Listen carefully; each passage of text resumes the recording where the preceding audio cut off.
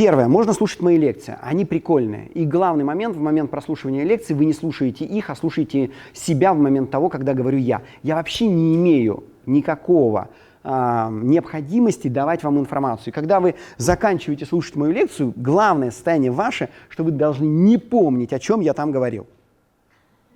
То есть, значит, все нормально. То есть у вас все хорошо. А если вы можете меня тут же цитировать, вот это проблемка.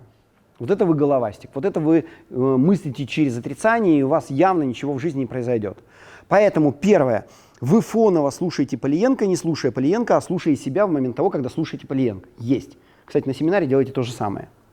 Второе. Физика, заземление.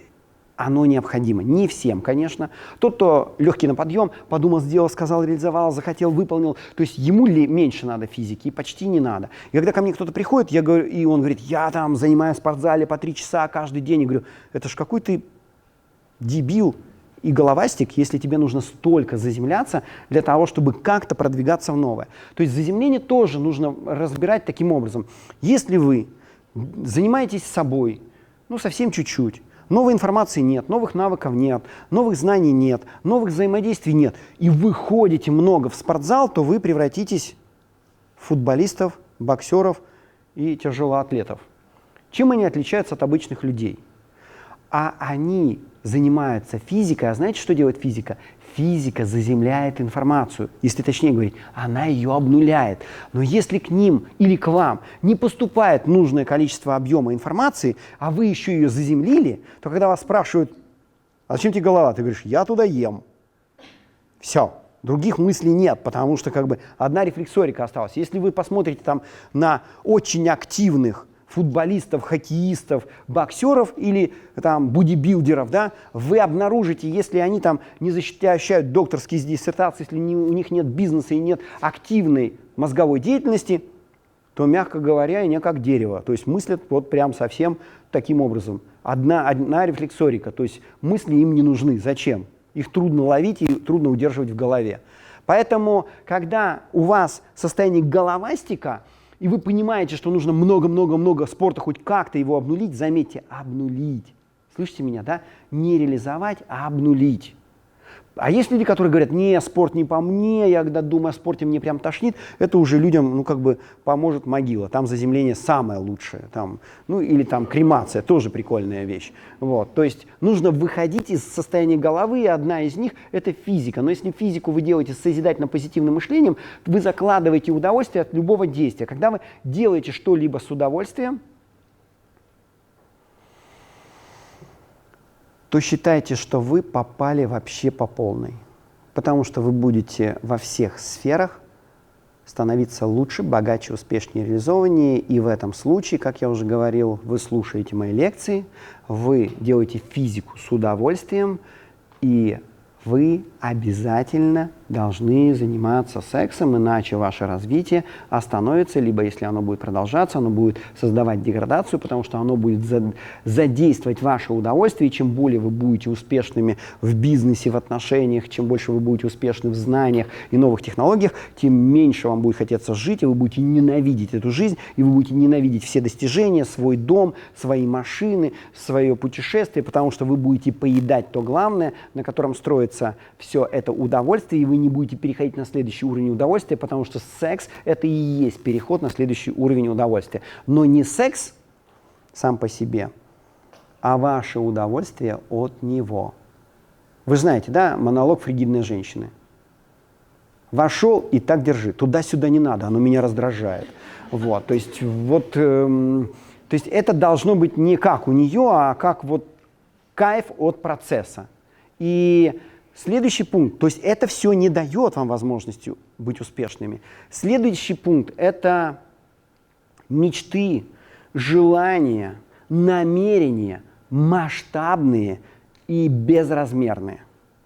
Заметьте, мои лекции, физика с удовольствием, секс с удовольствием и мечтать, желать масштабно, безразмерно с удовольствием. И следующий пункт. Подумал, сделал, сказал, реализовал, захотел, выполнил. Все. Я вам только что сказал краткую схему успеха.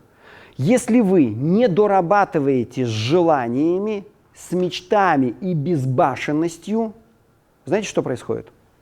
Подтягиваются вампиры и начинают сосать из вас энергию через любые моменты. Надо помочь, надо выслушать, надо поучаствовать, и при этом вы соглашаетесь и думаете: странно, он же меня вампирит, почему я согласился 2 часа его слушать? О, он же вампирит, и почему я его поселил с собой, и он высасывает из меня всю энергию, и мне все хуже и хуже?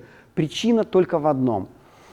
Ваше подсознание пригласило его обнулить вот ту энергетику, которую вы получили за счет, образно буду говорить, лекций физики и секса, и не реализовали в мечты, желания, которые должны были трансформироваться и формировать событийность, и туда бы уходила энергия, и тогда бы она вас не разрушала, и тогда бы не надо было вызывать этих вампиров, чтобы они обнулили вашу выделенную энергию и не реализованную, как я уже говорил, плохое есть вовремя реализованное хорошее, и вас спасают все вампиры, которые находятся рядом с вами. И, в общем, эта фраза: сам дурак.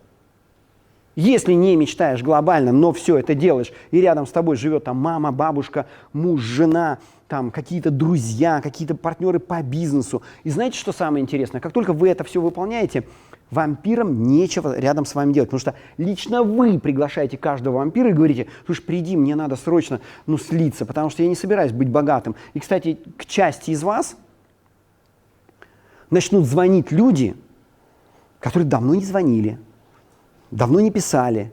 И вот говорит: слушай, давай встретиться, слушай, надо поговорить, надо, вот я тебя давно не видел, что-то мне захотелось с тобой пообщаться. Это говорит, что ваше подсознание сказало: так, короче, у меня тут перебор энергетики, Поленко что-то перегрузил, надо слиться. А ну-ка, срочно звоните мне. О, вампирюга звонит, о, какой козел, да какой козел, ты сама его пригласила, этого козла, чтобы он с тебя слил. Или вы между собой тоже такие: а знаешь, и начинаете втирать какую-то фигню. И я понимаю, когда ко мне подходит кто-нибудь из семинаристов и начинает рассказывать свою историю. Вы знаете, вот только вашей истории мне не хватает. Вот у меня много историй, вот это единственное, она сложит пазл, и я прозрею, у меня жизнь станет просто великолепной, у меня сойдутся все пазлы, я стану богаче, сразу помолодею на 15 лет, и у меня просто деньги начнут просто идти лавинообразно. Вот только в вашей истории мне не хватало для этого. Вот единственное. Ребят, я практически прав. Почему? Потому что я тут же понимаю: сука, не домечтал снова. И такой сразу: вот это, теперь вот это, теперь вот это. Все, отвалили, нормально, все. Вот. И когда вы приходите, конечно, я понимаю, что это я вас притягиваю, но, правда, некоторые люди мне говорят: слушай, тут тебе передали визиточку, если что, обращайся. Я говорю: что сами не отдали? Боятся подходить. Вот. Думаю: нормально мечтаю, боятся, вампиры не подходят. Хорошо.